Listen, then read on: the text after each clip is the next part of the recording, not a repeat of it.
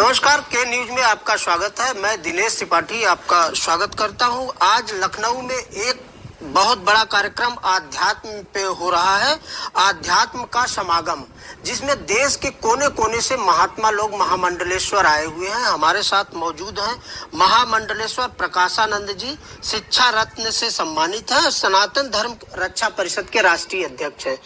महाराज जी, आपका के न्यूज पर स्वागत है। बहुत बहुत धन्यवाद आपको, बहुत बहुत साधुवाद जी। आप अध्यात्म पर एक महासंगम हो रहा है, कार्यक्रम हो रहा है, जिसमें आप देवधर से चलकर आए हैं। क्या उद्देश्य है? लखनऊ वासियों को या देशवासियों को एक मैसेज देना हो के न्यूज के माध्यम से, तो क्या देंगे? लखन की धरती पर हमारे मर्यादा पुरुषोत्तम श्री राम के छोटे भाई लखन की धरती पर एक बहुत बड़ा कार्यक्रम सभी के सहयोग से मुस्कान संस्था के द्वारा हो रहा है। संदेश का इस पृथ्वी पर जितने भी लोग आए, चाहे वो किसी भी पंथ से हो, संप्रदाय से हो, क्योंकि धर्म तो एक सनातन है, वह सब मनुष्य हैं, क्योंकि मनु महाराज के बाद ही मनुष्य लोग आए।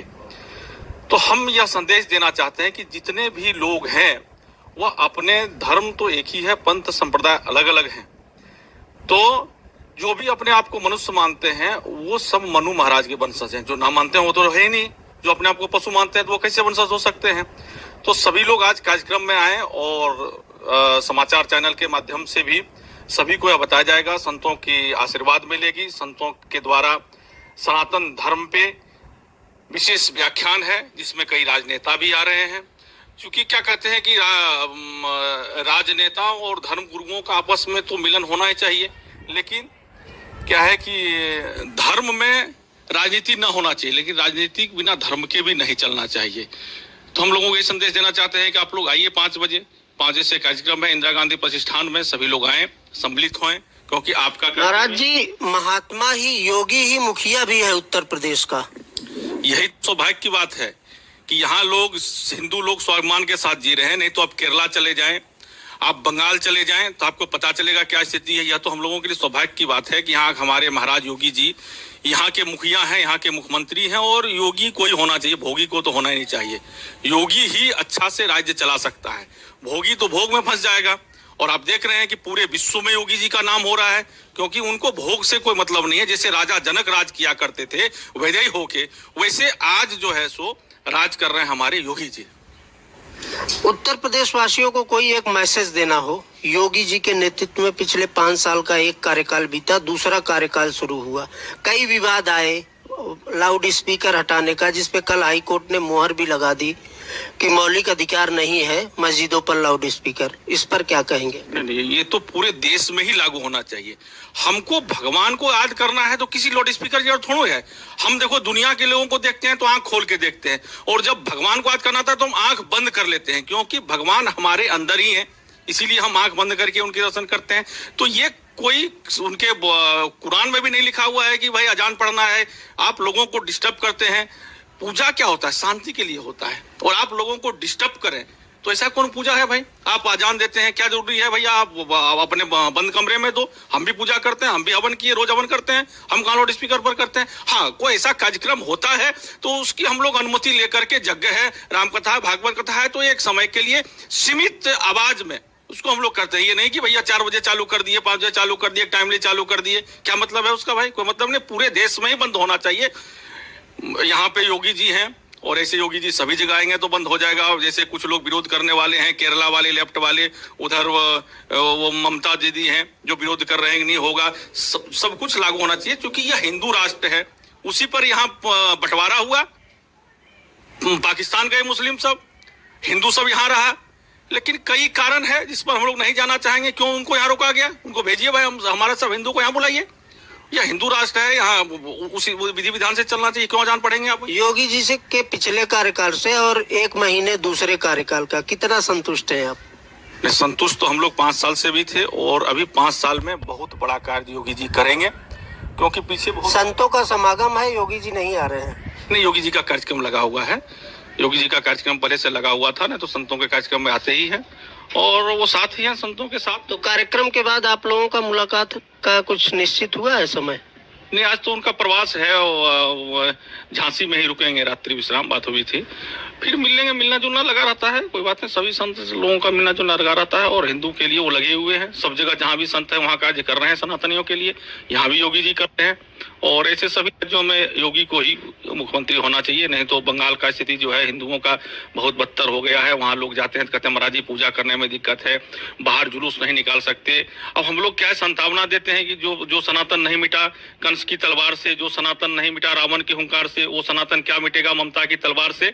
लेकिन धीरे धीरे मिटती जा रही है भैया। इस पर हम वो जो कहते हैं हस्तियां मिटती नहीं, मिटती सिमटती इतना हम हो गए।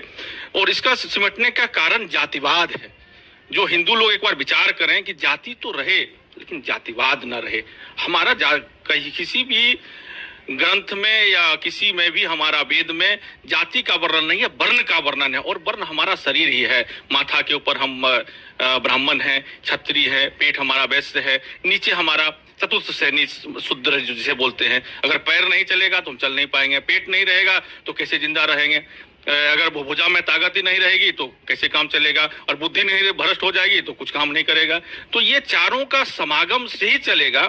तो हम वही चाहते हैं कि जाति तो रहे, क्योंकि उसके बिना हमारे 16 संस्कार नहीं हो पाएंगे, जातिवाद न रहे।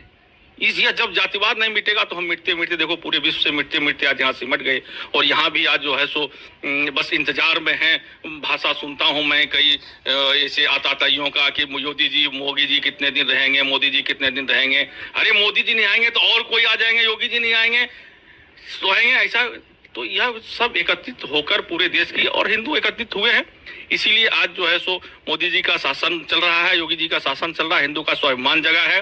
नहीं तो यही अखिलेश यादव के समय में पूर्ण कुंभ लगा था, एक बार डुबकी लगाने नहीं गए, और जब हिंदू को संगठित होते देखा तो अर्ध कुंभ में प्रशासन रोकने डुबकी लगाने को तैयार थे। यही अखिलेश यादव, इन्हीं के समय में पूर्ण कुंभ लगा था, एक दिन नहीं आए ये।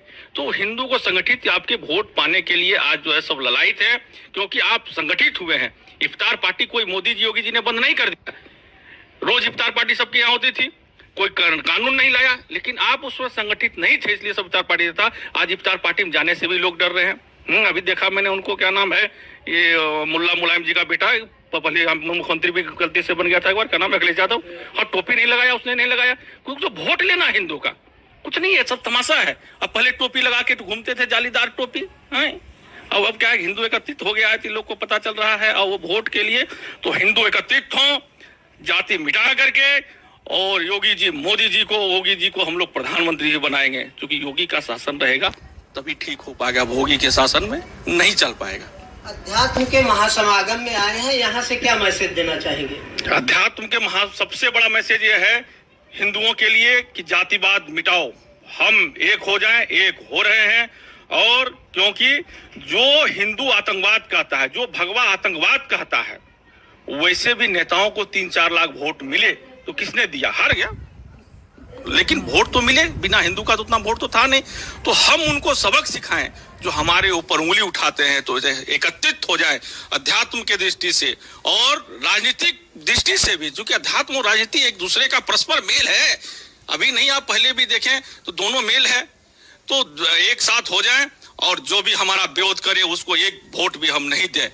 और चूंकि हमारे हाथ में सत्ता है, वोट से यहाँ लोकतंत्र की सरकार है, तो वैसे लोगों को हम सबक सिखाएं, सबक सीख ही रहे हैं, धीरे धीरे एकत्रित हो ही रहे हैं। जो भगवा आतंकवाद कहने वाले थे, आज उनको बोलने वाला कोई नहीं है, कुछ नहीं है। और राज्यसभा से तो गलती से चले जा रहे हैं, कितना दिन चले जाएंगे और राज्यसभा जाने लायक भी नहीं बचेंगे।